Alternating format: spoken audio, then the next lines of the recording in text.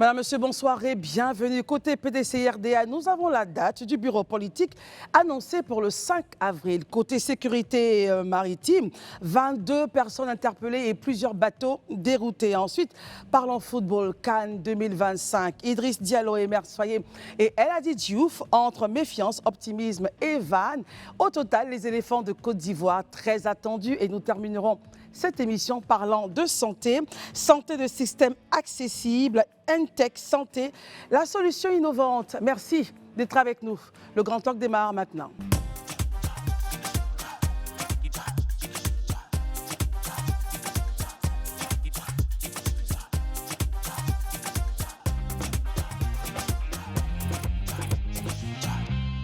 D'être avec nous pour ce dernier jour du mois de janvier. Merci en tout cas de votre fidélité à ce programme. Ceux qui sont là sont avec nous comme tous les soirs pratiquement. Adama Guébré, bonsoir, notre confrère burkinabé qui nous accompagne depuis quelques jours. Heureuse de vous avoir en tout cas sur ce plateau. Bonsoir Christelle, bonsoir à tous les téléspectateurs. Bonsoir Élisée Boloube, bonsoir, merci d'être là. Bonsoir Christelle, bonsoir chers amis sur le plateau, bonsoir chers téléspectateurs. Aïcha Crépi, bonsoir, chère. Bonsoir, chère Christelle, bonsoir à vous chez vous. J'aimerais aussi dire beauté aux Congolais, rappeler encore qu'on est avec eux et puis tôt ou tard, le jour finira par se lever. Forcément. Marius Komoé, bonsoir. Bonsoir Christelle, bonsoir à tous et à toutes. Merci infiniment Aïcha et cela nous permet encore de dire que nous soutenons de toutes nos forces toutes ces populations congolaises qui sont dans la souffrance aujourd'hui à cause de ce conflit entre le M23, quelques forces rwandaises qui sont sur le territoire congolais et les FRDC, les forces armées de la République démocratique du Congo, force au peuple congolais. Alors parlons maintenant, revenons en Côte d'Ivoire, parlons du PDC-RDA. Enfin, c'était connu, c'est connu maintenant la date du bureau politique annoncée pour le 5 avril 2025. Cette date qui avait été longtemps demandée par adversaires et même partisans est enfin connue le 5 avril. Je voudrais commencer avec vous, Élisée Boloube, sur ce point. Est-ce qu'enfin, cette date pourrait ramener la balle au centre, donc la paix et la sérénité, puisque cela démarre, cela pourra donc commencer, on pourra commencer du moins le processus pour aller à la désignation du candidat in fine. J'imagine, à travers votre question, c'est de nous ramener un peu sur, je vais dire, cette doléance ou du moins cette exigence faite par M. Jean-Louis Billon, qui à l'époque indiquait qu'il n'était pas normal que depuis la prise ou du moins l'avènement du président Thiam à la tête du PDC, il n'y a pas eu de bureau politique jusqu'à maintenant. Et je crois que c'est une réponse, voilà, je veux dire, à la doléance ou à la demande ou à, je sais pas, à la question, voilà, de M. Jean-Louis Billon. Là, aujourd'hui, on a une date pour le prochain bureau politique. C'est la date donc du 5 avril. Initialement, on parlait les de mars. Premières vidéos, on nous parlait voilà, de fin mars. De fin mars, mais finalement, c'est la date du 5 avril qui a été trouvée. Les arguments qu'on a lus dans la presse, qui ont milité, je veux dire, en ce changement de quelques, disons, d'une semaine, elles sont liées au fait que le 29, le week-end du 29 et 28, voilà, doivent être des week-ends du fête de Ramadan. Et donc, le PDC a voulu se donner le maximum d'opportunités de permettre à ses délégués de pouvoir se déplacer. Et ceci étant, ils ont mis ça au 5 avril. C'est déjà une bonne chose parce qu'on est dans un processus. Moi, comme je le disais ici il y a quelques jours sur le plateau, je pense qu'aujourd'hui, le pari des Ivoiriens le plus important, c'est de tenir les échéances. C'est vraiment de tenir les échéances électorales. Et pour ça, il faut que toutes les étapes du processus qui ont été définies dans un chronogramme puissent se faire. Et je pense que s'il est vrai qu'au niveau de la Commission électorale indépendante, ce processus doit être suivi, mais au sein des partis également, il faut que les partis s'organisent de sorte à pouvoir respecter ce calendrier-là, parce qu'après, il y a d'autres étapes encore qui nécessitent plus d'action, notamment les étapes relatives au parrainage et tout ça, qui nécessitent encore beaucoup d'efforts de terrain. Donc si dès maintenant, on ne s'organise pas dans les partis pour vraiment, je veux dire, évacuer la question de celui qui est candidat et aller maintenant sur le terrain pour pouvoir, je veux dire, conquérir les militants. Requérir le suffrage des Ivoiriens, ça risque au final d'être un roche que tout le monde ne pourra pas tenir. Donc c'est déjà une bonne chose que le PDC ait à son bureau politique. Mais je note une chose, oui, je note une chose, le congrès extraordinaire tenu le 30 mars 2023 par le PDC, présidé par le président Bédié, paix à son âme, il avait été, l'article 54, qui parlait effectivement du bureau politique avait été modifié. Et le bureau politique était plafonné à 400 membres, mais ce congrès du 23 mars 2023 avait sauté le verrou de la limitation de membres. Donc aujourd'hui, exactement, je ne sais pas. Combien J'ai essayé, de- voilà, plus ou moins d'avoir quelques informations au niveau du PDC, mais je n'ai pas pu avoir de retour là-dessus. Donc je ne sais pas exactement combien de personnes composent ce bureau seront politique-là. attendues. Peut-être que c'est aussi l'un des challenges qu'il faut regarder de près. Alors Adama, justement, vous suivez l'actualité ivoirienne. Que pensez-vous de cette date enfin fixée? Pourrait-elle envoyer la paix, en tout cas entre les acteurs du PDCI? Moi, je commencerai d'abord par féliciter le PDCI, qui est un parti qui a, après la perte du pouvoir, est resté quand même sur l'échiquier politique pendant un long moment. Ça, c'est ce qu'il faut déjà remarquer. Parce que si je vous prends des exemples, le Sénégal qui est doté d'une bonne santé démocratique, quand les partis quittent le pouvoir, elles disparaissent quasiment presque. Ils Je prends disparaissent. l'exemple, ouais, Ok. exactement.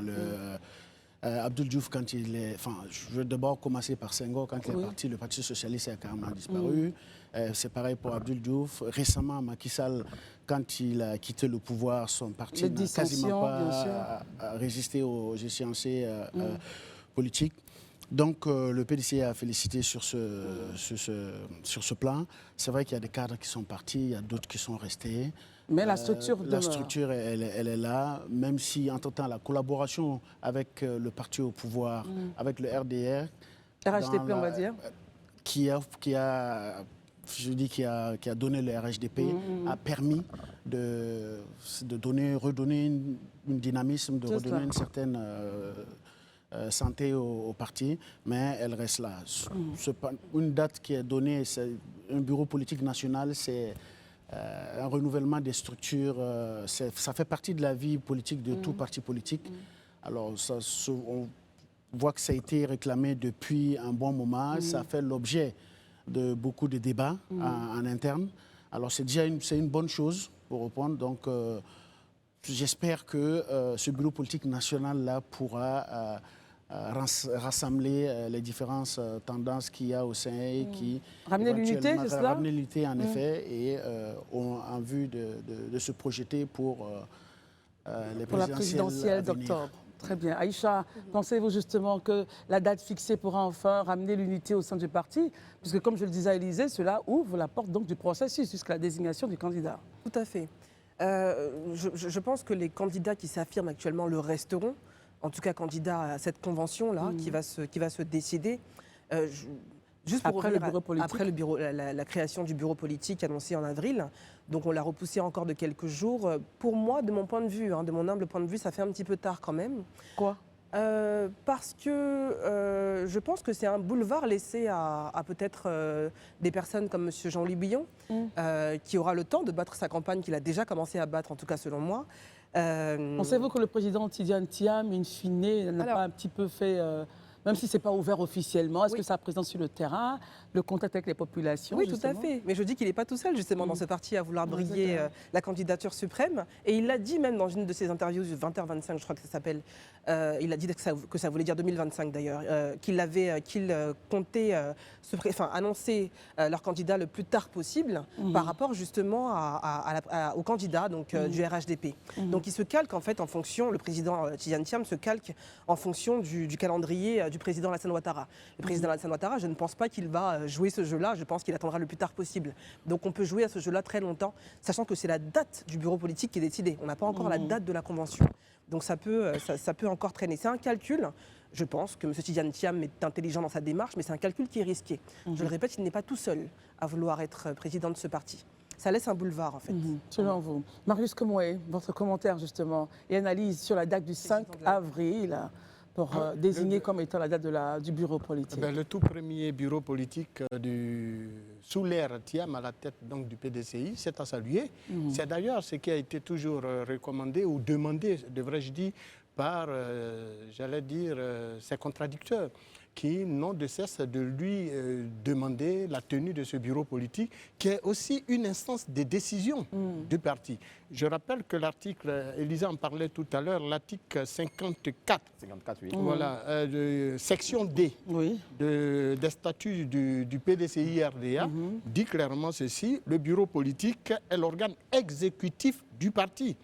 il comprend 400 membres. Pour Élysée qui cherchait donc le nombre de membres, c'est 400 membres que comprend. Non, ça c'était avant que Ça, c'était avant le congrès extraordinaire de 2023, de mars 2023. Mais suite au congrès extraordinaire de 2023, le verrou de nombre a été sauté. Donc aujourd'hui, et ça a été voté à l'unanimité d'ailleurs, donc c'est dit aujourd'hui, il n'y a pas un verrou pour dire que le nombre de personnes doit être 400 ou plus. Donc maintenant, Je voudrais rappeler que depuis 2012, il n'y a jamais eu de congrès au PDCI. extraordinaire. Ouais. 7e Je vous session dis du congrès que depuis extraordinaire. 2012, le PDCI n'a jamais organisé de congrès. Extraordinaire. Quand on Donc, dit extraordinaire, Marius, Le, comment le 30 Non, mars il y a le congrès 2023. ordinaire. et puis il y a et puis il y a le celui, congrès- voilà. Donc il parle du Laisse- congrès extraordinaire, attention. Et le point à l'ordre du jour, c'était même de travailler sur les tests, parmi lesquels celui du bureau politique. Marius, Alors, allez-y. donc, 30 mars si nous nous 2023. en tenons donc à la probabilité de la tenue donc de ce bureau politique, nous disons que, eh bien, les décisions du bureau politique, y compris les décisions même depuis sa nomination en tant que président du parti, devraient être évidemment entérinées par un congrès ordinaire. Et donc, le congrès, qu'il soit ordinaire ou extraordinaire, est l'instance suprême des décisions du parti, qui entérine les nominations parce que depuis sa prise de fonction, il a bien évidemment nommé un secrétariat exécutif, mais sa nomination n'a pas été encore entérinée par le Congrès. C'est vrai que le bureau politique va se réunir, ils vont donc décider de la nouvelle ligne, j'allais dire politique, accordée au parti, surtout en prévision de l'élection présidentielle de 2025. Mais n'oubliez pas que le temps court aujourd'hui contre le PDCI, étant entendu qu'ils ont un nouveau candidat qui n'était pas dans l'arène politique depuis plus de 23 ans. Il était absent du pays. Et donc, Vous parlez là du président du PDCI. du président du Tidiane Thiam. PDCI, bien entendu. Le président qu'il compte naturellement présenter pour l'élection présidentielle à la Convention semble ne pas véritablement être assez bien implanté au niveau national. Parce que la Qu'est-ce Côte qui vous d'Ivoire... dit qu'il n'est pas bien implanté au niveau national, la Côte Marius d'Ivoire, Komoué? c'est Le 400 parti ou écoutez, le candidat La présumé? Côte d'Ivoire, ce n'est pas Abidjan. Oui, les Ivoiriens qui votent là, ils ne sont pas Abidjan. Ils ne sont pas les plus nombreux à Abidjan. Je posais une question. Vous parlez du parti ou du candidat présumé, Tidiane Du Thiam? candidat, parce qu'après le bureau politique, il va falloir que les décisions, y compris ces nominations et tout ça, soient entérinées par un congrès. Oui. Et une fois cela est fait, même s'ils vont à la convention sans congrès, mais il va falloir que le monsieur ait du temps pour parcourir le pays, ait du temps pour se faire connaître, ait du temps pour battre campagne. Bon, déjà, nous sommes en avril. Si un mois après ou 2 mois après, on a la convention, il aura quel temps? Surtout que nous savons tous qu'en août, tous les partis politiques, les candidats doivent déposer leur dossier pour la présidentielle. Il aura quel temps pour parcourir la Côte d'Ivoire et se faire connaître? Lors On de la s'interroge. révision de la liste électorale dernière, Marius Komoué, il a eu à quand même à faire des tournées en Côte d'Ivoire. Et puis, au-delà même, comme je le disais, de la campagne officiellement ouverte, il tourne dans le pays. Vous pensez qu'avec l'agenda qui démarre le 5, pour la convention et la désignation et les campagnes, il ne pourra pas être au top pour l'élection présidentielle? C'est votre point? La Côte d'Ivoire, là, c'est près de 500 sous-préfectures. La Côte d'Ivoire, c'est plus de 200 et quelques communes. Ce n'est pas une affaire d'aller dans 10 coins, 10 villes, 10 régions, et puis on vient s'asseoir. La Côte d'Ivoire, c'est 31 régions. Non, il a du travail. En fait, ce que j'essaie de vous faire comprendre, Très bien, et on moi, je ne termine. suis pas militant du PDCI, mais j'ai fait des observations C'est cela. que je juge pertinentes pour ma part. J'ai dit que le monsieur a besoin de se faire connaître après 23... Quand vous prenez, par exemple, le parti au pouvoir, mais ils sont sur l'ensemble, ils sont sur l'échiquier bien, national. Marie. Et chaque jour que Dieu fait, ils sont en campagne. Et bien voilà, donc c'est de ça que je parle. Et ils ont des représentations sur l'ensemble du territoire national. Très donc bien. combien de temps aura le PDCI pour Vous atteindre l'avez justement dit. cette étape et pouvoir prétendre Merci, gagner la Marius. présidentielle? Élysée, est-ce que vous êtes en accord avec Marius? Comment observez-vous ces propos? Il estime qu'au vu de l'agenda qui démarre le 5 avril, le candidat actuel présumé donc, du PDC, le président Tidiane Thiam, n'aura pas le temps de parcourir le pays entier, présenter son agenda, son programme, et pourquoi pas, in fine, gagner le fauteuil suprême? Non, moi, je comprends ce que Marius dit, mais en même temps aussi, il ne faut pas faire trop d'amalgame. Parce que là, aujourd'hui, je crois que le processus électoral est défini dans un chronogramme bien défini. Tout à fait. Il y a une période où c'est la période de campagne, où les candidats sont libres maintenant, c'est-à-dire D'aller sont en autorisés campagne. par la C'est loi à aller vers les populations. Ce qui se fait actuellement, c'est une pré-campagne, c'est clair et certain. Mais sur cette base-là, je crois que le président Thiam quand même a posé quelque part. Il a été à Soubré, on l'a vu à l'ouest, on l'a vu un peu au centre, on l'a vu un peu tourner un peu partout. Même si c'est vrai qu'il n'est pas allé partout. Là, je pense que l'un des calendriers qui n'a pas été exécuté jusque-là, c'était d'aller au nord, où ils avaient annoncé quand ils ont fini au centre, mais ce n'est pas encore effectif. Mais je crois qu'il y a déjà cette ambition-là. Maintenant, quand on va arriver même à la campagne en elle-même, qui dure 2 semaines, la campagne présidentielle. Bon, ça, je pense que c'est un programme où il va aller vraiment à la rencontre des populations. Mais ce que Marius dit quelque part pourrait s'entendre dans la mesure où, n'oubliez pas que le processus, avant-hier, j'ai lu un chronogramme ici qui m'a valu un peu la foudre de en tout cas d'une bonne partie de la population. Mais ce chronogramme, il est clair. Le processus électoral, aujourd'hui, surtout depuis 2020, n'est pas celui de 2015 ni 2010. Il y a une phase qui est éminemment capitale. Et pour moi, c'est l'une des phases cruciales qui peut-être fait que la menace, comme il le dit, de date peut être prise en compte. La question des parrainages. La question pour des vous, ça, c'est le challenge. Mais la question des parrainages, le parrainage, c'est une élection bis. Voilà, parce qu'il faut requérir les voix d'au moins 1% du collège électoral. Pensez-vous qu'il ne pourrait pas le faire? C'est pas ce que j'ai dit. Ouais. Ça veut dire quand on finit de faire déjà le bureau politique, ça veut dire dans la foulée, à mon humble avis, si on veut tenir le délai, ça veut dire que la convention doit probablement être dans le mois de mai.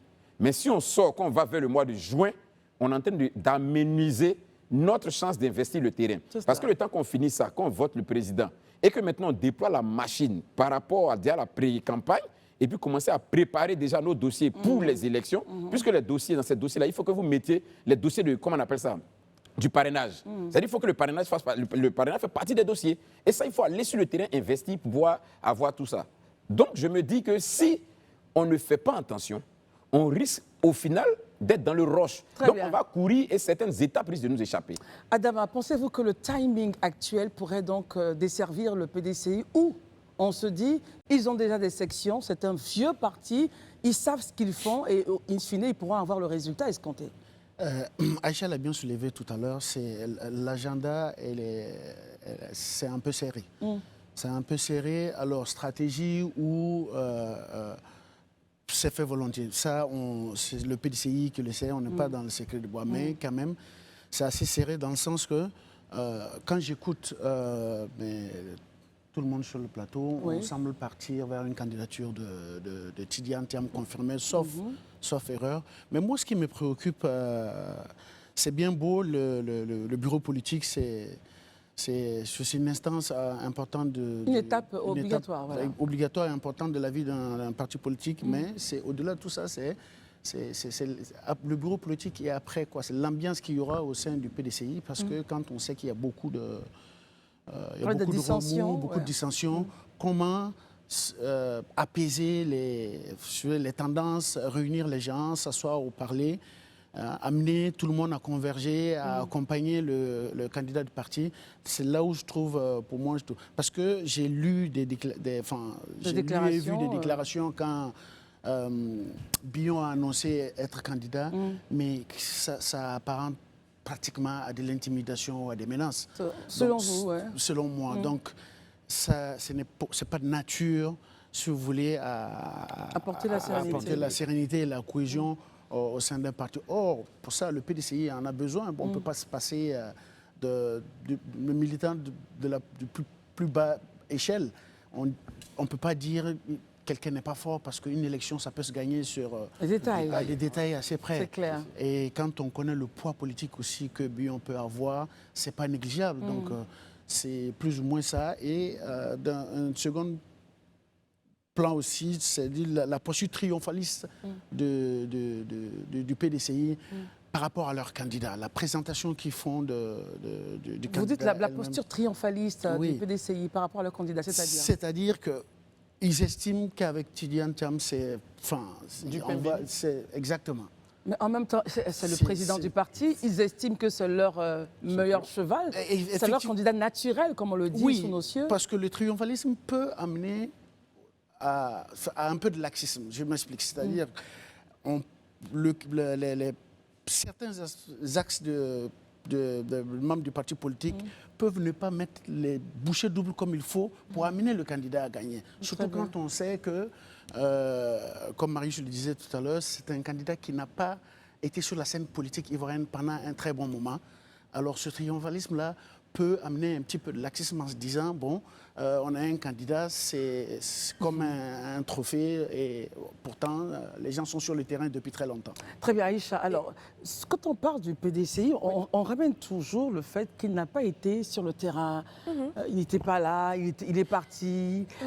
Voilà. Est-ce que vous pensez qu'à ce niveau-là, ça pourrait se jouer sur ce détail ou simplement les militants du PDCI pourraient se dire c'est une machine qui est là, séculaire, quel que soit celui qui l'incarne, nous votons PDCI. Quel est votre point? Non, mais si on réfléchit au pourquoi de cette date-là, on peut aussi penser que c'est peut-être pour continuer à battre sa pré-campagne, avoir le temps justement d'aller visiter les endroits dont M. Komoué a parlé. Alors, avec tout le respect que j'ai pour le doyen, je pense qu'on peut tout lui reprocher, sauf de s'être déplacé en fait dans la Côte d'Ivoire. Il a commencé à le faire. M. Tidiane Thiam, je pense qu'il va continuer à le faire.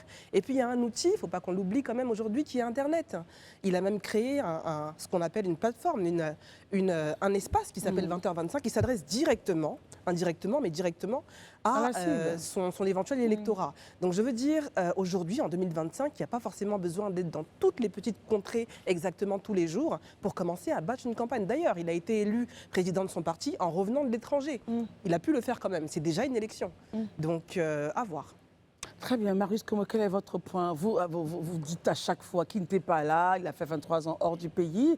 Est-ce que vous pensez que c'est quelque chose qui pourrait travailler contre lui, in fine, Marius? Il y a de quoi, parce que nous, là, on a vécu une histoire dans ce pays. On a vécu des événements, on a vécu des moments très difficiles dans ce pays. Il n'était pas là avec nous.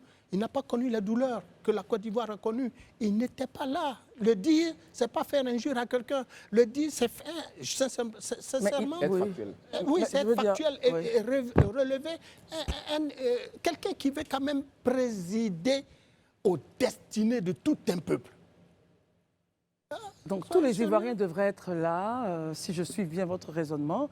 Tous ceux qui veulent briguer la magistrature suprême, c'est une question que je pose, permettez que je termine. Tous ceux qui veulent briguer la magistrature suprême devraient avoir vécu tous les événements de la Côte d'Ivoire. Est-ce que c'est ce que vous dites? Très bien. Ça, c'est meilleure explication, s'il vous plaît. C'est une vision simpliste de la chose. Très bien, allez-y. Je prends le cas, par exemple, du président Laurent Gbagbo. Oui. Il a été en exil. Il est revenu dans ce pays.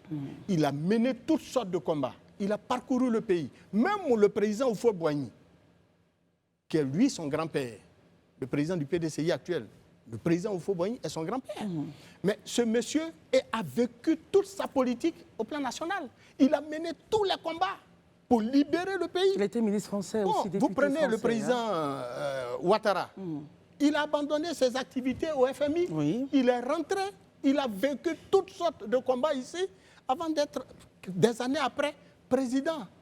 Mais on ne peut pas faire 23 ans hors du pays. On vient sans nous véritablement nous dire... Non, soyez sérieux. Moi, je suis très factuel. Hein. Voilà, je ne suis pas du genre qu'on vient à bobiner. Ça, ce temps-là est dépassé. Très bien. Il faut qu'ils nous disent clairement, parce que quitter 23 ans ses fonctions à l'international et puis tout d'un coup, il arrive sur le chiquet national, il veut diriger les Ivoiriens. Pourtant, nous-mêmes, on ne le connaît pas bien. Très bien, voilà, Marius. Il ne nous connaît pas bien. Il ne connaît pas nos réalités. Il connaît nos réalités que par des individus. Très bien. Pas que par, comme quelqu'un l'a dit, par ses repéros. Mais nous, on ne peut pas le faire. Non, on ne va pas reprendre cette phrase sur ce plateau, je vous prie. C'est le cadre du PDC. Très bien, qui je sais, dit, mais on n'est pas obligé de reprendre la phrase. On va juste écouter Adama et on termine avec vous, Aïcha. Rapidement, on a 2 secondes. Oui, vite fait. Enfin, d'autant que l'absence qui lui serait reprochée, pourrait plus ou moins être à son avantage, transformé en un avantage qui pourrait utiliser, c'est-à-dire avoir un langage politique approprié. Ouais. C'est mon point de vue, à mon avis, je pense que le président du PDCI devrait sortir trop de sa posture intellectualiste en parlant d'idéage. Je pense que le commun des Ivoiriens ne pourront véritablement pas le comprendre. Ce sont des problématiques importantes, donc évidemment, mais c'est pas l'électorat dont il veut toucher n'est pas. Selon vous. Oui, selon moi, n'est pas n'est le pas plus sur ces souvent au fond sujets-là. de ces Très sujets. bien. Aïcha, on termine avec vous sur le point du PDC, parce que je vois que vous n'étiez pas très en accord avec les propos de Marius. Non, en fait, on termine avec j'entends le vous. doyen parler, il parle comme un doyen. Je veux Bien dire, il sûr. trouve que c'est trop facile, en fait. C'est trop facile d'arriver comme ça, un peu comme un cheveu sur la soupe. Et on a l'impression qu'il faut absolument avoir ce côté un peu de parcours un peu martyr, comme on l'a beaucoup vu avec les anciens présidents. Il faut souffrir Un ici peu, avec les même le personnes. président actuel, Alassane Ouattara, a été exilé aussi à un moment. Donc c'est vrai que je comprends ce point-là. C'est vrai qu'être ivoirien, ce n'est pas forcément avoir vécu en Côte d'Ivoire. Ça ne suffit pas. Je suis d'accord avec ça à 100%. Mais je suis de l'école où la nouveauté n'est pas forcément mauvaise. Il faut aussi peut-être le laisser faire sa campagne, battre pré-campagne, et on va voir ce que ça donne. Très bien. Alors parlons maintenant, on termine, parlons maintenant de sécurité maritime, messieurs. Écoutez, nous avons plusieurs personnes qui ont été interpellées. 8 Ivoiriens, 6 Chinois, 8 Ghanéens interpellés, plus un chien, 2000 cartons de poissons de différentes espèces de 20 kilos par carton dans une chambre froide sous contrôle des forces maritimes de Côte d'Ivoire. Une information donc qui a été rendue publique hier, jeudi 30 janvier, via le service de communication de la marine. Qu'est-ce qui s'est passé? Il s'est passé simplement que les drones de la marine nationale ont repéré au large de Sassandra un bateau qui commençait à pêcher en deçà des eaux autorisées. Et paf, donc la main a été mise sur ce bateau-là et ces personnes que je viens de mentionner ont été interpellées. Élysée, la marine ivoirienne en force justement dans nos eaux. Oui, je pense qu'aujourd'hui, nous sommes en train de récolter les fruits des efforts qui ont été faits par nos autorités en matière de sécurité maritime. Je pense qu'aujourd'hui, on a autour, si mes chiffres sont très bons, autour de 8 patrouilleurs maintenant au niveau maritime qu'on a acquis, avec le dernier patrouilleur qui a été acquis en Israël. Et des drones également. Oui, je crois qu'on doit être autour de ces 8 patrouilleurs-là. C'est vraiment important de le signifier, parce que pour certains, ça paraîtrait peut-être pas important en nombre de chiffres. On te dit, bon, 8, est-ce qu'on se lève 8? Mais pour la gouverne des uns et des autres, il y a 10 ans, on n'était même pas à 2. Donc, c'est pour vous dire que quand même des efforts ont été faits sur cet angle-là. Ça, c'est important déjà de le signifier. Et comme vous l'avez si bien dit, aujourd'hui, on s'est équipé de sorte à pouvoir quand même sécuriser notre plan d'eau maritime. Vous savez, il y a une période pas très lointaine d'ailleurs où le golfe de Guinée était une zone réputée, une zone très dangereuse, parce que c'était une zone, une zone où les pirates faisaient la loi. Mais depuis un certain temps, vous voyez que c'est quelque chose qui devient pratiquement un lointain souvenir, parce que, je veux dire, la coopération inter-État déjà sur cette question-là a permis quand même de l'endiguer un peu. Toujours est-il que malgré ce fait-là, il y a certains chalutiers qui, de façon, je veux dire, illicite, venaient pêcher dans nos eaux. Ils viennent et, en tout cas, ils faisaient un peu la loi dans nos eaux. Voici que depuis l'acquisition, je veux dire, de ce matériel et la détermination de nos forces de sécurité, notamment au niveau de la marine, aujourd'hui, ils sont en train de mener la vie dure à ces contrebandiers-là. C'est déjà une très bonne chose. C'est déjà une très bonne chose. Mais ce que je note un peu dans l'information qu'on a reçue et qui, moi, vraiment m'attriste et m'affecte, c'est que dans l'équipage, on nous trouve des Ivoiriens. Mais vous voyez, ça dit que des gens qui, eux-mêmes, des Ivoiriens qui décident de poignarder la mère patrie, ça veut dire pour leurs intérêts personnels. Ivoiriens, Oui, Ivoiriens dans l'équipage. Ça veut dire qu'ils décident de poignarder la mère patrie pour leurs intérêts personnels. Et ça, c'est ce que je décris toujours sur ce plateau. C'est bien beau très souvent de chercher des boucs émissaires loin, de chercher des coupables loin. Mais nous-mêmes posons-nous la question, est-ce que nous faisons ce qu'il faut pour pouvoir maximiser nos ressources, pour pouvoir atteindre les objectifs qu'on s'est fixés? C'est ça le problème. Ces individus-là, ils n'ont pas pensé à l'intérêt de la nation, mais ils ont pensé à l'intérêt personnel. Tout tant qu'eux, ils peuvent avoir ce qu'ils ont, ils peuvent avoir, c'est l'essentiel. Peu importe si cela doit aller à l'encontre ou bien doit appauvrir les caisses de l'État. Mais ça, il faut arrêter. Et je crois que de plus en plus, il faut que nos forces de sécurité soient vraiment plus fermes et puis soient vraiment au taquet avec ces contrebandiers-là pour qu'au final, les uns et les autres comprennent que non, à un moment donné, il faut que l'État puisse récolter les fruits de ses efforts. Alors, justement, Adama, votre point de vue là-dessus, sur cette montée en puissance de la Marine nationale qui arrive, Dieu merci, aujourd'hui avec... Élysée, vous avez dit oui, 8 patrouilleurs et des drones, mettre en déroute ces ennemis du progrès en Côte d'Ivoire. Vous savez que moi j'ai écouté, j'ai suivi la cérémonie de présentation de vœux de l'armée dans son entièreté au président de la République, le président Alassane Ouattara. Et il y a une phrase que j'ai retenue.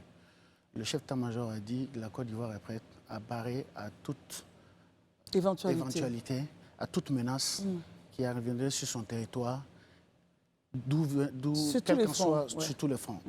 Alors, donc cette opération-là, ça ne m'étonne pas. Et la menace aujourd'hui, elle n'est pas seulement aux frontières terrestres. Donc les menaces sont aussi sur les eaux, comme l'opération qui vient d'être menée. Parce que, vous savez, les bateaux, les pirates, on en trouve beaucoup dans les bateaux. Et la lutte contre le trafic de drogue aussi, c'est un aspect très important aussi dans ce domaine. Donc, il faut dire que c'est une opération assez satisfaisante, d'autant que quand je lis dans le communiqué, il y a des chalutiers, notamment certains 2-3 chalutiers ici qui sont des récidivistes. Ça veut dire que... Ils essaient toujours. Exactement. Ça veut dire que la surveillance, elle est permanente et ça, on ne peut que saluer, si vous voulez, la vigilance des autorités maritimes. Très bien, Aïcha, votre commentaire et analyse justement sur... cette belle prise de la Marine nationale. Bravo à la Marine nationale, bravo à nos forces de sécurité, encore une fois, qui démontrent leur savoir-faire. Je voulais juste préciser que cette opération en fait, contre la pêche illégale remonte au vendredi 27 décembre en fait, 2024. Il s'avère que lors d'une patrouille, un chalutier identifié comme le Golden 6 a été repéré par les drones de la Marine nationale au large de Sassandra, en infraction justement avec sa licence de pêche. Donc il a été intercepté et dérouté vers sa base navale le 24 janvier à Abidjan. Et d'autres navires récidivistes ont été interpellés également en janvier et donc ils ont été ramenés... Golden 6, 8, 9 et le Colia. Voilà, et ils ont été ramenés à leur base navale les 25 et 26 janvier afin de subir, comme on dit, la rigueur de la loi. J'aimerais préciser qu'il est très important qu'on renforce encore la sécurité au niveau des ports de pêche notamment. Je pense au port autonome d'Abidjan aussi, parce que c'est le plus grand port, le premier port d'Afrique, de l'Ouest en termes de volume en tout cas. On sera forcément la proie d'autres attaques comme celle-ci, donc il faut vraiment renforcer la sécurité, ce qui se fait déjà. Et plus de protection aussi pour nos pêcheurs sur le terrain, avec qui, d'ailleurs, j'ai des contacts qui parlent parfois des conditions un peu difficiles. Parfois, ils se font physiquement attaquer. Il faut les protéger aussi. Voilà. C'est très important. Marius Komoé, alors ces navires qui viennent puiser dans nos eaux, souvent usent de stratagèmes pour ne pas être repérés. Il est notifié que certains utilisent des fumigènes pour éviter d'être pris par les drones, en photo par les drones, et d'autres donc cachent carrément la plaque d'immatriculation à l'effet qu'on ne puisse pas savoir avec qui on travaille. Bravo, selon vous, aux forces de sécurité et de défense, surtout principalement ceux de la Marine nationale? Oui, il faut d'abord saluer les gouvernants. Il faut saluer les autorités ivoiriennes qui ont compris la nécessité, particulièrement le ministère des Transports, le ministère des Ressources halieutiques, qui ont vu juste en dotant justement nos forces marines d'équipements, d'infrastructures nécessaires pour un véritable contrôle de notre littoral. Je rappelle que la Côte d'Ivoire, c'est 550 km de long. 550 km d'est à l'ouest. Voilà, bien sûr. De notre littoral, qui est régulièrement pilonné par, permettez-moi l'expression, par ces chalutiers chinois qui règnent sans foi ni loi dans nos eaux, parce qu'eux, ils exercent justement la pêche totalement illégale, la pêche illicite. Or, la pêche illicite menace, à n'en point douter, et gravement, de façon durable, les ressources halieutiques de notre pays. Et mener une lutte efficace contre justement ce type de pratique nécessite que nos gouvernants arment justement nos forces marines en vue justement de mieux faire leur travail. Et nous saluons donc avec beaucoup de vigueur cette initiative et nous leur demandons d'ailleurs, nous en appelons à la responsabilité de nos gouvernants à renforcer encore une fois les capacités de nos forces marines de sorte à assurer une véritable défense, un véritable contrôle justement de notre littoral. Parce que croyez-moi, la pêche illicite aujourd'hui est favorisée par la corruption. Élysée en parlait tout à l'heure, quand on sait que des Ivoiriens eux-mêmes sont aux côtés de ces chalutiers chinois, mais il n'y a pas que cela, il y a le manque de surveillance également par le passé, le manque de surveillance de notre littoral avec des équipements de pointe qui favorisaient justement ces pratiques irresponsables. Voilà. Aujourd'hui, on va dire que c'est une chose qui est en train de disparaître. Oui, bien sûr. Voilà. Et c'est pour ça que nous en appelons donc à la responsabilité de nos autorités à renforcer les capacités de nos forces marines. Alors, parlons sport maintenant. Le Maroc, parlons de Coupe d'Afrique des Nations 2025. Le Maroc attend cette coupe-là, en tout cas leur victoire. Il attend depuis 1976. Pour dire que la bataille de Rabat 2025 ne sera pas aisée pour la Côte d'Ivoire. Et ensuite, El Hadji Diouf qui classe le Sénégal comme favori de cette CAN derrière le Maroc. El Hadji Diouf qui n'est pas très content depuis donc l'élimination du Sénégal lors de ces... Élisée, permettez-moi de terminer. Élisée, c'est son problème. Il n'est pas très content depuis l'élimination du Sénégal lors de cette Coupe d'Afrique 2024. Ils ont encore la rancune très tenace. Ils estiment que le pays favori, c'est le Maroc, le Sénégal, et que la Côte d'Ivoire ferait partie des outsiders. Pendant ce temps, Emers Faye estime qu'il faut travailler, enfin bref, toujours le triomphe modeste. Élisée Boloubeu, on parle de Rabat 2025. C'est vrai, la Côte d'Ivoire a sa 3e étoile, thank God. Mais Rabat, c'est pas loin, c'est dans quelques temps. Ouais. Il fera très froid, ça sera en décembre. Si. Oui. C'est je crois, du 21 décembre au 10 janvier, si janvier, je ne me trompe pas, ou 11 janvier, voilà, qu'on aura cette compétition-là. Ben, si les propos des uns et des autres, je pense que... Moi, je préfère même qu'on soit dans ce statut. Il n'y a même pas de souci. Au lieu même d'être outsider, je veux même qu'ils nous mettent même parmi les tocards. Nous, on n'a même pas de problème avec. Non, il n'y a même pas... S'ils veulent qu'on ne soit même pas outsider, qu'on soit parmi les tocards, il n'y a aucun souci. Moi, je dis et je répète aujourd'hui, le football, c'est vrai, peut se jouer sur, je vais dire, des trophées acquis par le passé. Ça, c'est juste la réputation. Mais la vérité aujourd'hui du football, c'est la réalité des 90 minutes sur le rectangle vert. C'est ce qui fait qu'aujourd'hui, on peut trouver des pays comme le Cap-Vert qui sont dans la même poule que l'Égypte et le Ghana qui les élimine et qui se qualifie au prochain tour, comme ça a été le cas de la CAN en Côte d'Ivoire. Donc aujourd'hui, la vérité, c'est le rectangle vert. C'est pourquoi je suis d'accord avec les propos d'Emers Faye. Il ne s'agit pas aujourd'hui de dire qu'on est favori, on n'est pas favori, on est favori, on n'est pas favori. Aujourd'hui, on doit pouvoir dépasser ce discours-là. C'est de travailler. Peu importe la nation qui sera face à la sélection ivoirienne, de disposer de cette nation-là et de continuer notre trajet. C'est le plus important. Le reste, là, on ne va pas continuer à bâtir. C'est-à-dire que notre avenir, c'est une réputation ancienne. Il y a des gens aujourd'hui là qui ont, dans leur escarcelle là-bas, 5 Coupes d'Afrique, mais la dernière remonte à 2017. Donc ça, c'est pas bon. Pour moi, franchement, ce n'est pas la chose la plus importante. Aujourd'hui, à l'état actuel des choses, quand on démarre la compétition, on est dans quel état de forme?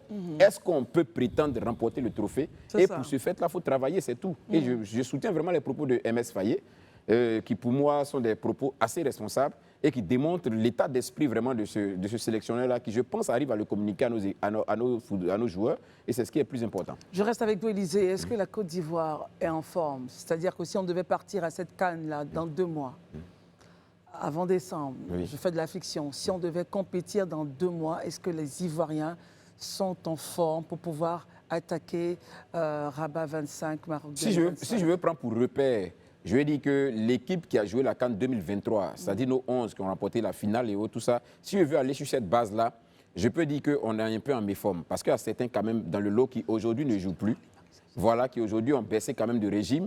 Quand je prends par exemple notre Féfolé à Dengra, qui quasiment ne joue plus, que l'entraîneur ne classe quasiment plus, alors que quand c'est quelques rares rentrées sur le terrain, on a vu ce dont il était capable avec Brighton, mais qu'on ne classe quasiment plus. Quand on regarde un peu, je dirais, Konan par exemple, qui était finalement obligé de s'exiler en Arabie Saoudite, Seko Fofana qui allait en Arabie Saoudite, qui vient de revenir à Rennes, qui ne joue quasiment pas trop, qui n'est pas vraiment en très forme. On peut dire que c'est un peu difficile. Mais on a encore quelques mois, je le dis, pour arriver au tournoi.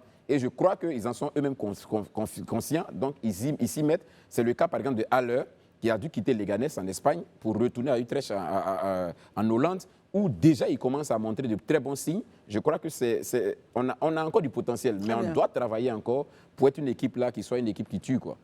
Adam, à votre point de vue justement sur le groupe de la Côte d'Ivoire, pouvez regarder aussi le groupe du Burkina.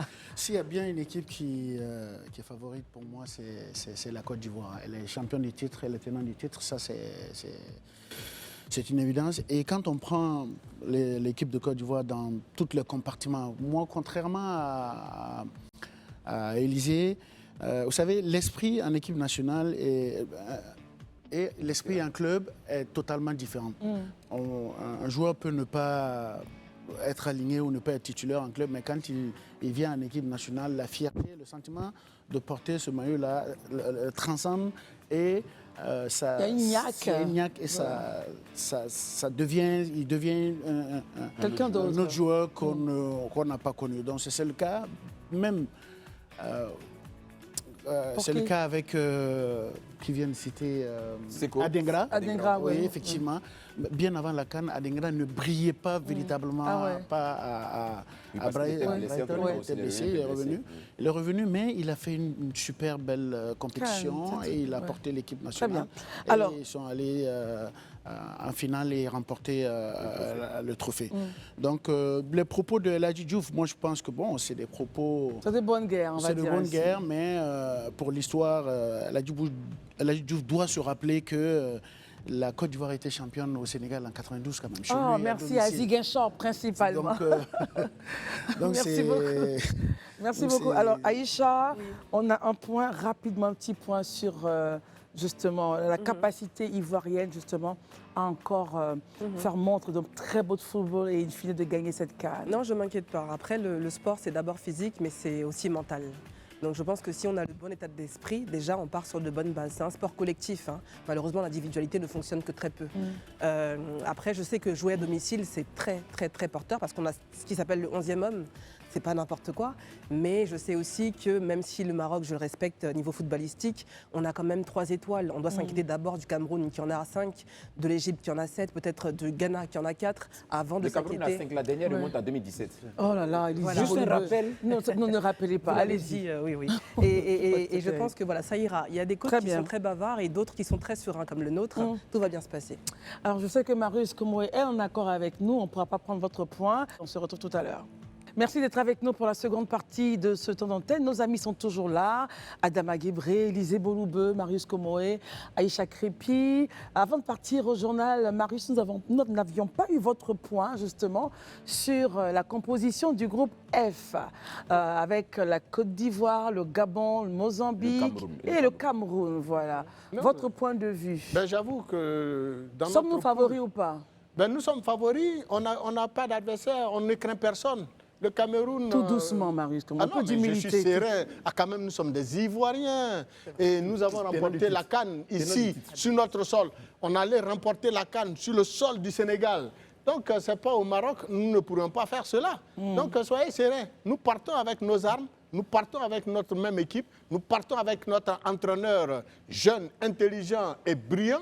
Et nous pensons qu'au retour donc, du Maroc, eh bien, nous ne reviendrons pas pour dormir à 18h.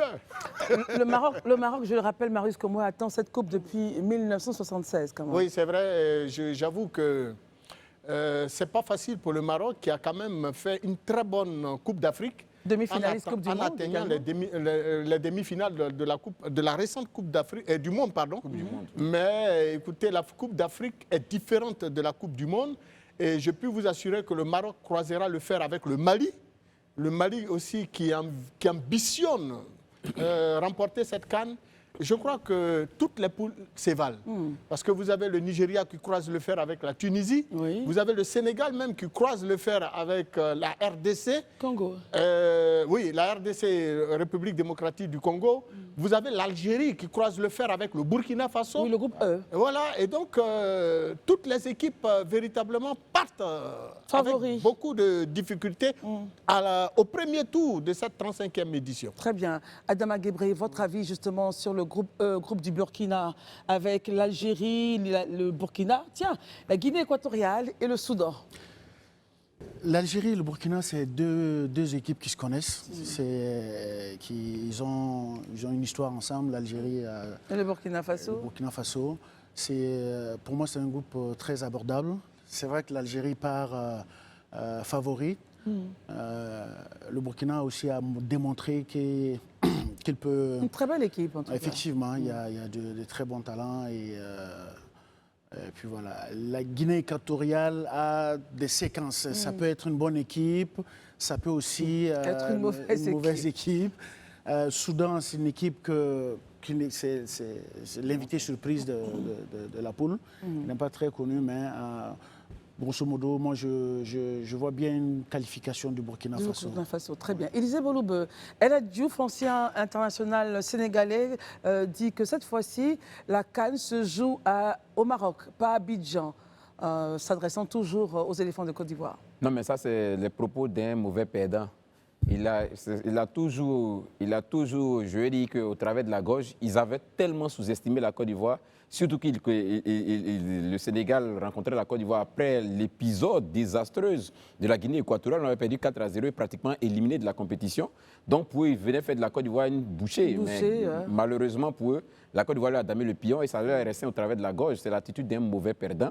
Mais je vais lui dire que ce soit au Maroc, que ce soit même à Dakar, les éléphants vont en découdre avec les lions de la Teranga. Est-ce qu'on n'est pas un peu trop prétentieux? Non, ça n'a rien à voir avec de la prétention. C'est pas de l'orgueil, non? Non, ça n'a rien à voir avec de la prétention. C'est vrai que le Sénégal a une équipe beaucoup plus... Bon, une équipe jeune, à part Sadio Mané, certains cadres quand même qui sont, je veux dire, que sur le déclin, parce que c'est plus trop ça. En plus, il s'est réfugié dans un championnat saoudien qui n'est pas aussi le championnat le plus relevé comparé à ce qui se joue en Europe. Et puis, bon, il y a quelques jeunes quand même qui essaient de faire la pluie et le beau temps au Sénégal. Mais ces jeunes-là, ils ont en face d'eux du répondant, avec aussi nos jeunes. Nous, on a une moyenne d'âge qui tourne autour de 24 ans, 22, 24 ans. Donc, on a encore une génération qui peut jouer, disons, 2 à 3 CAN encore après la CAN même du Maroc. Donc, je lui dis que il doit ravaler, je vais dire, sa frustration. Sa douleur. Parce qu'au Maroc, encore, malheureusement pour lui, on irait encore lui faire mal. Donc, qu'il prenne son mal en patience. Peut-être que quand on ne sera plus dans la compétition, on va leur donner l'opportunité de remporter notre CAN, quoi.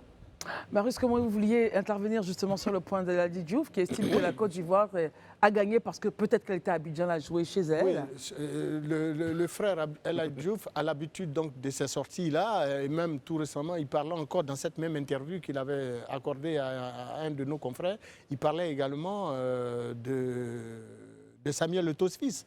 Mais je puis vous dire qu'on peut avoir été un très bon joueur comme lui, il a été, mais il ne peut pas se comparer à un joueur comme... Non, carrière incomparable. Non, la carrière est incomparable. Ouais. Même vous prenez en Côte d'Ivoire ici, Aboulaye Traoré. Oui, Ben Badi. Ben Badi.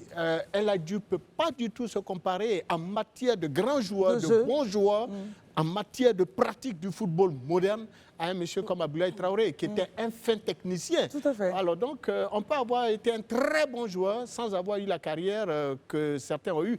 Même si vous prenez un monsieur comme Diego Armando Maradona, il n'a pas eu la carrière de Messi.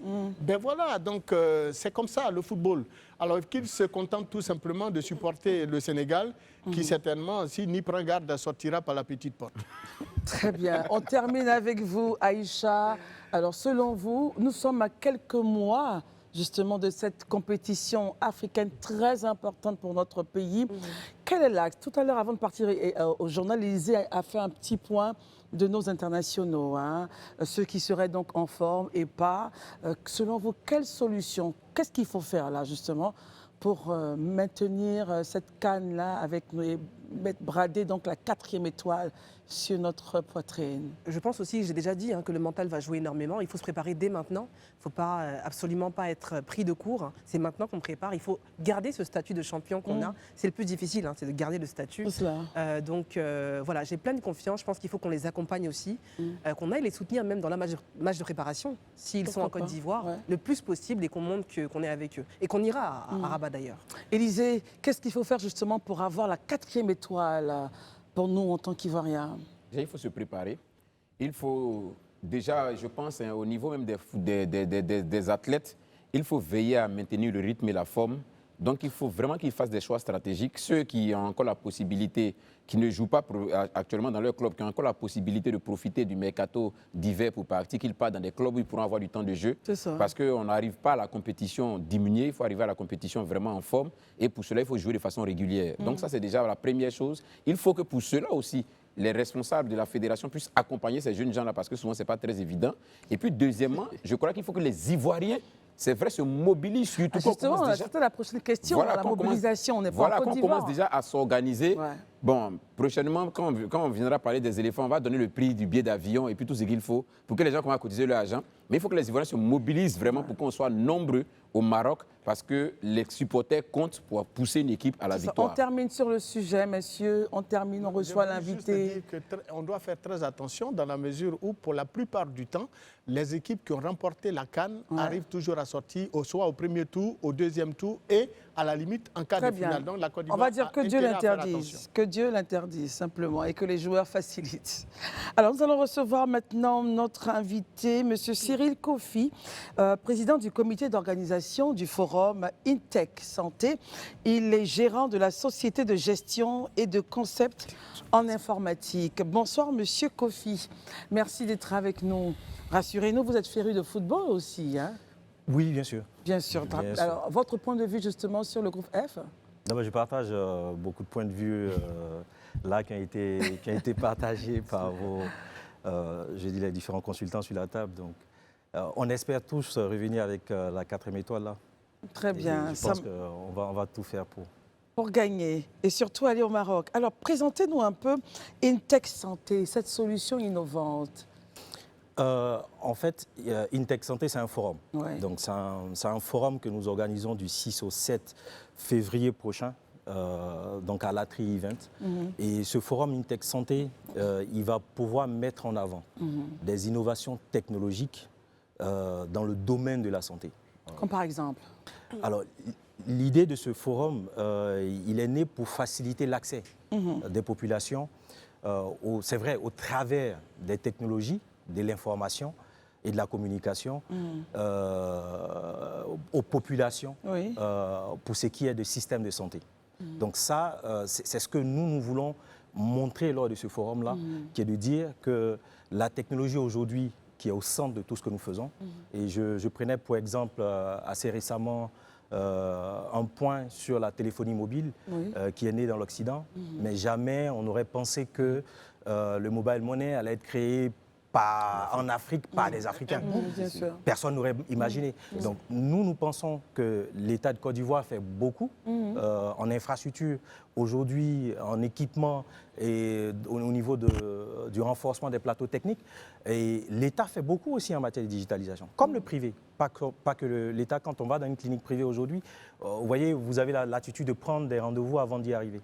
Vous avez la possibilité de pouvoir avoir votre dossier du patient qui est maintenu à chaque fois que vous venez. Aujourd'hui, ça, idéalement, c'est possible dans des structures publiques. Et pour nous, ces acteurs-là qui permettent à ce que ça puisse se faire, ils ont besoin d'être mis en avant. Puisque par derrière, ce sont des start-up, ce sont des entreprises privées, pour beaucoup ivoiriennes, qui travaillent à l'essor de la technologie dans le domaine médical. Créer des concepts qui facilitent la vie aux populations. C'est bien cela.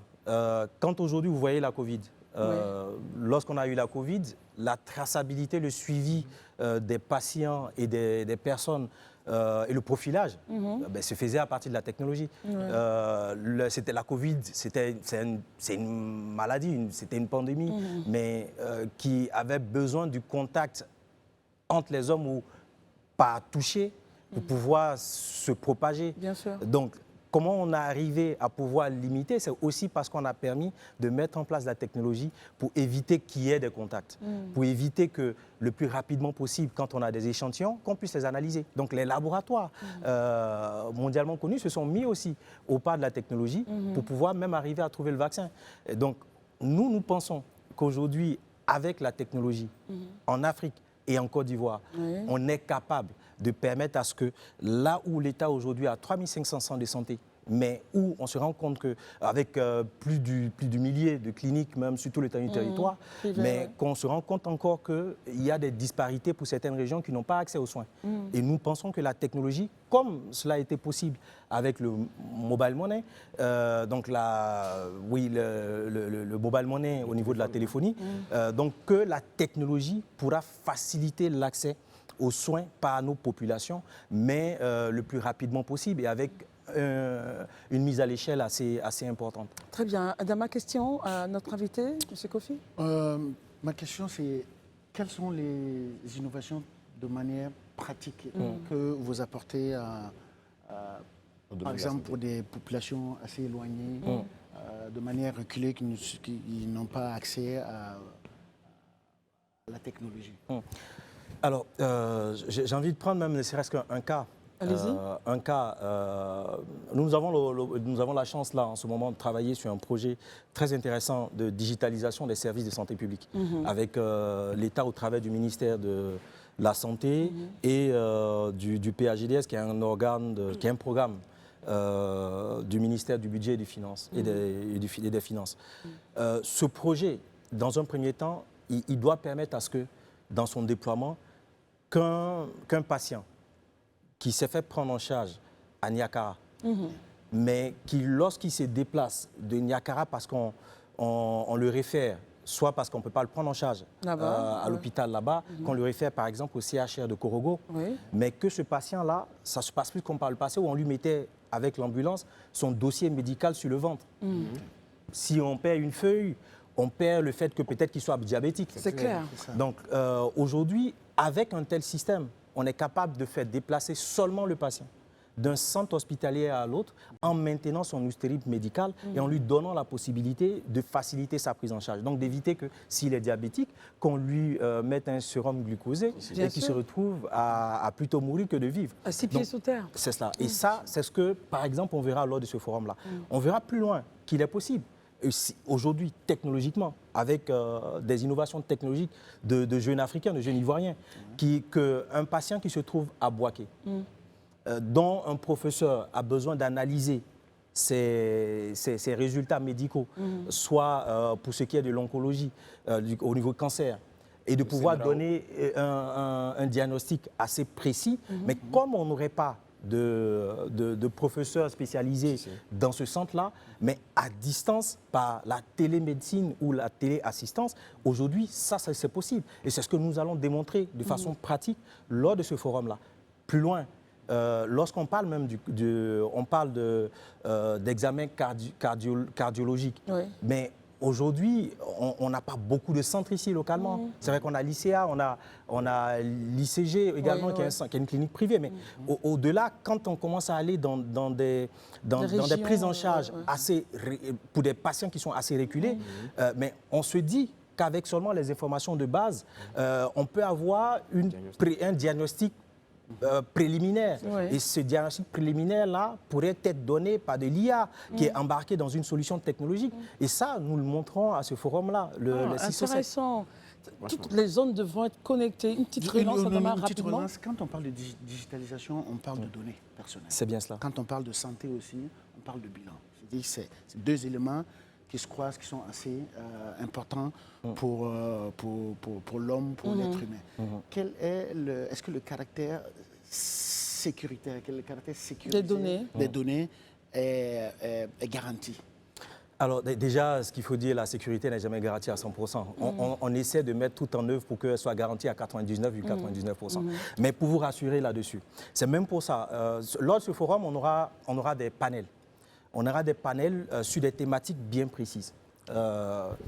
Pourquoi? Parce qu'en fait, on a compris que l'un des éléments qui manquait dans tout cet écosystème digital orienté santé, c'était l'information et la communication. On communiquait moins. Et on communique moins sur ces innovations-là. Et même l'État, on le constate. Combien autour de ce plateau savent qu'un tel système que je suis en train de dire pour l'État qui est en train de mettre en œuvre existe déjà. Voyez. Mais et lors de ce forum, on aura une thématique avec un panel sur la gestion des données à caractère personnel liées au médical. Au-delà de ça, étant donné que ce sont des entreprises technologiques, on sait que tous n'ont pas forcément les moyens technologiques également pour pouvoir pousser jusqu'à la sécurité à 99 ou 99%. Donc on a un atelier pratique puisque nous appartenons à une organisation qui s'appelle la Santé numérique en Côte d'Ivoire, qui est un groupe d'entreprises et de start-up ivoiriennes, mais qui œuvront à encourager et à mettre en œuvre des solutions dans ce domaine-là. Et il y aura un atelier pratique animé par la RTCI dans ce sens. Élisée, question? Oui, moi je voudrais juste avoir l'état des lieux aujourd'hui, parce que j'imagine que ce forum, vous l'avez expliqué, si vous avez lancé, c'est parce que vous voulez faire connaître un peu tout ce qui est dans le secteur de la santé en termes de technologie. Aujourd'hui, l'état des lieux en Côte d'Ivoire, c'est quoi? Est-ce que c'est des pratiques, c'est vrai, vous avez cité quelques-uns, mais qui sont vraiment, je vais dire, répandues dans nos centres de santé, ou bien c'est juste confiné au niveau d'Abidjan? Et aujourd'hui, l'idée derrière, c'est de vraiment l'étendre sur tous les territoires C'est quoi au juste l'état des lieux aujourd'hui en Côte d'Ivoire? Normalement, j'aurais dit, c'est une belle question à laquelle on va répondre même lors du forum. Ok. Puisque le panel inaugural de ce forum-là sera animé par le ministre de la Santé et celui de la transition numérique. Ok. Le chef de l'État, l'année passée, il a fait un discours où il a mis au cœur des services publics l'élément essentiel pour nous qui est la digitalisation. Mais quand on parle de digitalisation, pour moi, ça ne reflète pas réellement ce que ça veut dire. Mais si on prend le thème transformation digitale, là, ça a tout son sens. Très bien. La transformation n'est pas que numérique, elle est aussi dans le comportement. Mais je vous rassure que oui, aujourd'hui, il n'y a pas qu'à Abidjan qu'un tel système est en train de se mettre en place dans les centres de santé publics. On va au-delà. On parle aujourd'hui d'environ 250, 260 centres de santé sur tout le territoire qui sont couverts par cette solution. On va écouter Aïcha et Marius, il nous reste 5 minutes. Allez, Aïcha. Je voulais demander, ça concernait la sécurité aussi, ça a été posé, mais effectivement, moi je me pose des questions concrètes sur l'état des lieux aussi. Est-ce que par exemple des éléments comme la vidéoconsultation existent, ou par exemple le fait même de prendre des rendez-vous en ligne, tout simplement, avec des médecins, est-ce que déjà ça se fait? Parce que là c'est la première édition, donc je me dis si c'est la première édition, c'est peut-être qu'on est encore à la jeunesse de tout ça. Non, toutes ces entreprises technologiques qui viendront exposer lors du forum existent depuis. Nous existons depuis 2003. Nous avons 22 ans, on aura 22 ans cette année. Mais cet écosystème-là, avant nous, il y en avait certains. Ces solutions technologiques-là, pour beaucoup, pas forcément dans la même logique, existaient. C'est juste que nous, aujourd'hui, on a pensé la technologie pour nous. Donc, ivoiriens, pour nos populations, puisque nous sommes proches d'elles. Ce qui est différent d'une solution ou des solutions que vous prenez dans l'Hexagone, que vous ramenez. Donc, le niveau de maturité aujourd'hui de ces solutions-là, elle est éprouvée. Quand vous partez dans des cliniques que je ne vais pas citer, la plupart des grandes cliniques de la place, vous avez la possibilité d'avoir des rendez-vous en ligne. En ligne, bien sûr. Nous, aujourd'hui, ce que nous faisons avec l'État au travers du projet que nous avons avec le ministère de la Santé, nous avons permis cela au travers d'une application mobile qui s'appelle Santé CIV, qui est disponible. Et c'est en cela que je parlais aussi de communication. Et cet événement, ce premier forum-là, ne sera pas forcément de communiquer sur nous, nos innovations seulement.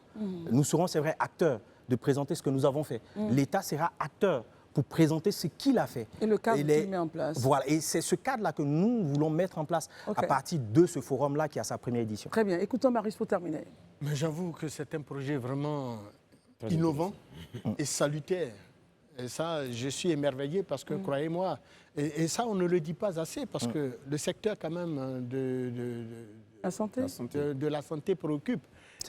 Et également, le secteur donc, de l'innovation technologique préoccupe également de nos jours. Parce que si on s'en tient véritablement à votre choix en allant vers la santé, pour permettre aux populations ivoiriennes d'utiliser désormais les nouvelles technologies de l'information pour pouvoir traiter des questions de santé, prendre des rendez-vous, pour éviter les longues files d'attente que nous constatons dans les cliniques, dans les centres de santé publics. Parce que quand même, le secteur des technologies de l'information, c'est au bas mot, Christelle, c'est 1500 milliards de chiffre d'affaires. Et puis, en Côte d'Ivoire, on a 54 millions de clients mobiles. C'est ça. Et il y a 26 millions de clients mobile money et vous avez 29 millions de clients Internet. C'est bien ça. Et donc, c'est important qu'ils puissent les exploiter pour permettre aux populations, naturellement, d'en user pour leur santé. C'était donc une contribution. Merci à vous. Pas une question. Merci beaucoup, Marius Komoé. Alors, Monsieur Kofi, Cyril, un dernier mot justement sur ce forum important et on termine l'émission. Alors, nous souhaitons les dates, c'est le 6 et 7, c'est les 6 et 7 février prochains. Donc à partir de 9h. C'est où? À l'Atri Event, aux deux plateaux.